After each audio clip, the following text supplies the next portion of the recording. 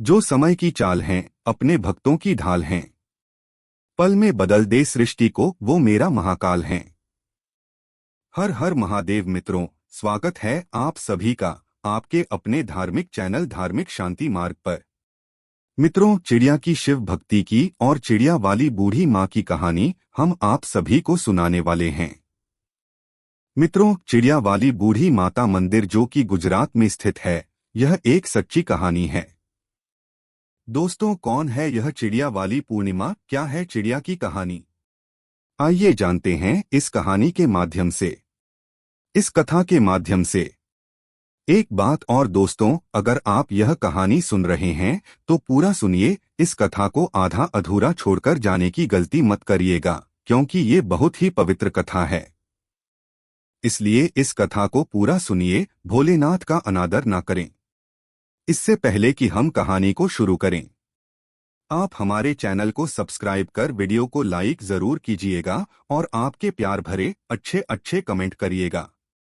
एक गौरैया पक्षी का जोड़ा एक बड़े से शिव मंदिर में उसके पास स्थित पेड़ पर रहा करता थी, और उस शिव मंदिर में जब भी पूजा पाठ होती, जब भी आरती होती, तब तक वो दोनों चिड़िया उस मंदिर में आते और भगवान शिव की आराधना करने लगते और घंटों घंटों बैठकर महादेव की भक्ति में लीन रहते। इतनी भक्ति करते, निराधार भक्ति करते, कि उन्हें अपने तन मन का, अगल बगल के होशो हवास का कोई पता नहीं रहता। उन दोनों पक्षियों का रोज का यही नियम था। सुबह शाम जब भी मंदिर में घंटी बजती, आरती होती, तब वह पक्षी उस मंदिर में पहुंच जाते और भगवान शिव की आराधना करने लगते। उसके बाद अपने बच्चों के लिए और अपने लिए दाना पानी की व्यवस्था करते हैं। उन दोनों पक्षियों का, दोनों चिड़िया का यही रोज का नियम था। और दोस्तों, उसी मंदिर के बगल में थोड़ी ही दूर पर एक बूढ़ी माता घर था। उस बूढ़ी माँ को कोई संतान नहीं थी। उनके आगे पीछे देखरेख करने वाला उनका कोई नहीं था। वह अकेले अपना जीवन व्यतीत कर रही थी। और उस बूढ़ी माँ को पक्षियों के प्रति बड़ा लगाव था। वह चिड़ियों को, पक्षियों को बहुत प्रेम किया करती थी। उनके लिए रोज नित प्रतिदिन अपने घर के छत पर दाना पानी डाला करती थी। उस बूढ़ी माँ का यही काम रोज का था, और वो दोनों चिड़िया उस बूढ़ी माँ की छत पर आते हैं और आसानी से दाना चुगते, खाते पीते और उसमें से कुछ अपने बच्चों के लिए अपने साथ ले जाते हैं। इसी तरह उनका जीवन व्यतीत हो रहा था। उस बूढ़ी माँ के कारण उन चिड़ियों का पेट भर रहा था, और साथ ही वो आराम से निश्चिंत भगवान शिव का आराधना कर पा रहे थे। अब इसी तरह दिन गुजर रहे थे। एक दिन की बात है, वह बूढ़ी माँ बीमार हो जाती है। वह अपने बिस्तर पर पड़ जाती है। उनका बहू बेटा तो कोई था नहीं कि उनका उपचार करवाता, उन्हें दवाई वगैरह लाता। अब बूढ़ी माँ बिना दवा के, बिना सेवा बिस्तर पर पड़ी रहती। अब वह अपने छत पर दाना पानी नहीं डाल पा रही थी। अब जब वह गौरैया पक्षी उस बूढ़ी माँ के छत पर दाना चुगने के लिए आते तो वहां दाना पानी नहीं देखते हैं, तो वह सोचते हैं कि बूढ़ी माँ कहाँ चली गई, दाना पानी क्यों नहीं डाल रही हैं। इसी तरह 2 दिन बीतते हैं। धीरे धीरे वो बूढ़ी माँ कमजोर होने लगती है। बिना दवाई के एक दिन उनकी मौत हो जाती है। अब जब वह पक्षी देखते हैं कि बूढ़ी माँ का कोई पता नहीं चल रहा है और छत पर दाना भी नहीं डाला जा रहा, तो वह घबरा जाते हैं। वह बहुत ही परेशान होते हैं और उस बूढ़ी माँ को पूरे गांव में आसपास ढूंढने लगते हैं। खोजते खोजते दोनों थक जाते हैं, तो उसमें से जो मादा गौरैया थी, वह अपने पति से कहती है, स्वामी, बूढ़ी माँ का कोई पता नहीं चल रहा है। बूढ़ी माँ कहाँ चली गई? वह हमें दाना पानी दिया करती थी और अन्य पक्षियों की देख रेख किया करती थी। वह कहाँ गई? हमने इतना उन्हें ढूंढा, लेकिन वह मिली ही नहीं। अब हम क्या करें?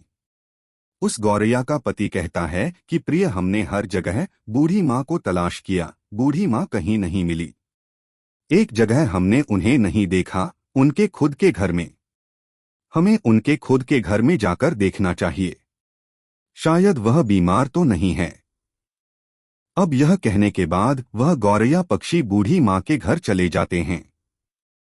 और जब अंदर जाके देखते हैं तो बूढ़ी माँ अपने बिस्तर पर लेटी रहती हैं। उनके शरीर में कोई हलचल नहीं थी। उनके बदन पर मक्खियां भिनभिना रही थी। वह पक्षी अपने पंखों के फड़फड़ाहट से उन मक्खियां को हटाते हैं। बूढ़ी माँ को जगाने की कोशिश करते हैं, लेकिन उनके शरीर में कोई हलचल नहीं हुई।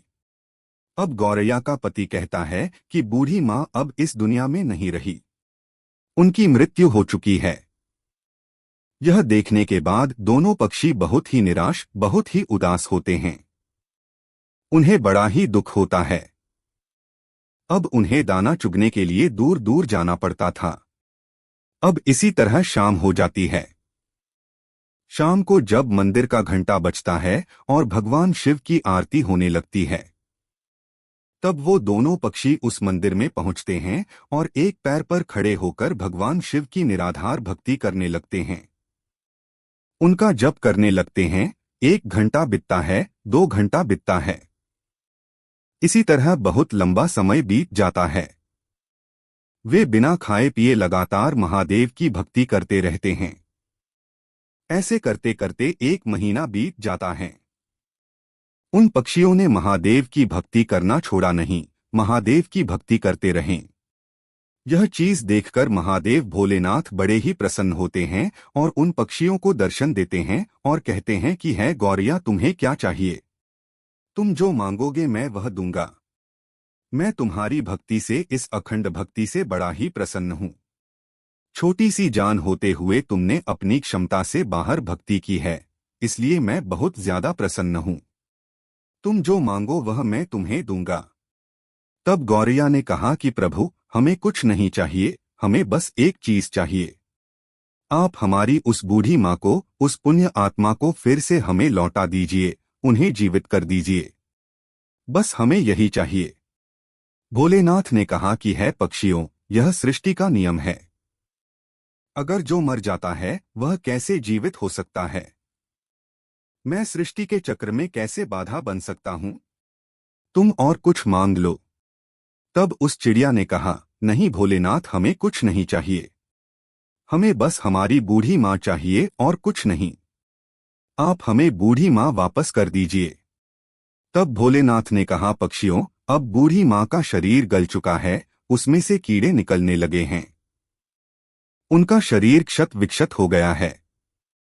मैं उन्हें कैसे जीवित कर सकता हूँ? उनका शरीर ही ठीक से नहीं रहा तो उसमें प्राण कैसे फूंकूं? तब वो दोनों पक्षी, दोनों पति पत्नी हट करने लगते हैं और कहते हैं, प्रभु, आपने हमें वचन दिया था कि तुम जो मांगोगे मैं दूंगा। तो प्रभु, आप अपने वचन से पीछे हट रहे हैं। है भोलेनाथ, आप अपने वचन से फिर नहीं सकते हैं। तब महादेव ने कहा, है पक्षियों, तुम्हारे हट के आगे मैं विवश हूँ। अब इस प्रकार भोलेनाथ ने उस बूढ़ी माँ के शरीर को सही किया, फिर उसमें प्राण फूंक दिए। अब इस प्रकार वह बूढ़ी माँ फिर से जीवित हो गई।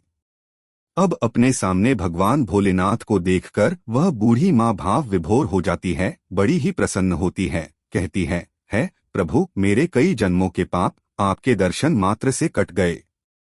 आपने मुझे दर्शन दिए। है प्रभु, मैंने ऐसा क्या पुण्य किया था कि आपने मुझे जीवित कर दिया? तब भगवान शिव ने कहा कि मैंने तुम्हारे कारण नहीं जीवित किया है।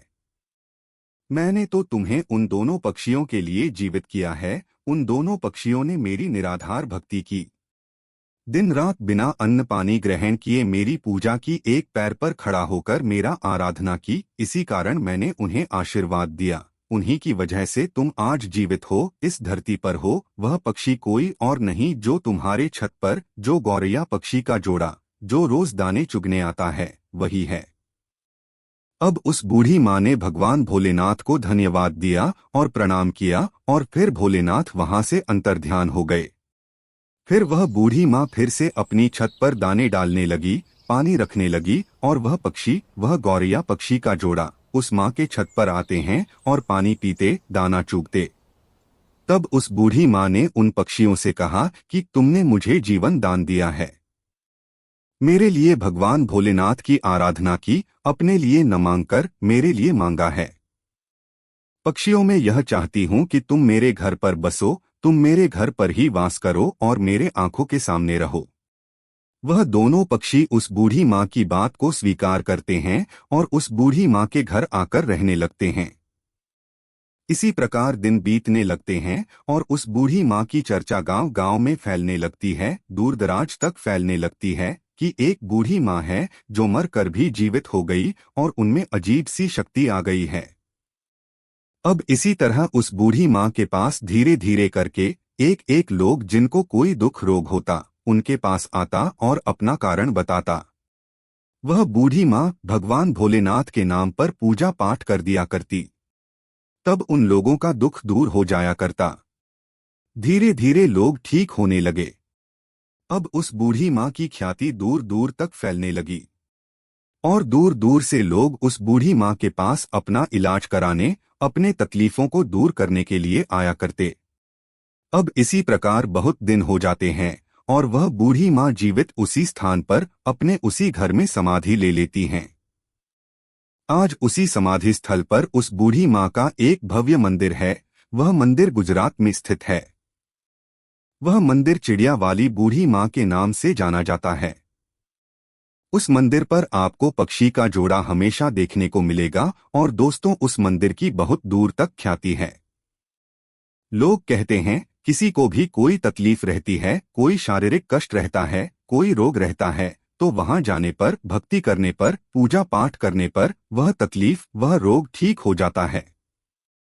तो मित्रों, हम अगर भगवान की सच्चे मन से निराधार भक्ति करेंगे तो हमें उस भगवान का दर्शन जरूर होगा। तो हमारे पाप जरूर कटेंगे, हमारा दुख अवश्य दूर होगा। मित्रों, उम्मीद करते हैं आपको यह कहानी पसंद आई होगी, तो वीडियो को लाइक कर चैनल को सब्सक्राइब जरूर कर लें।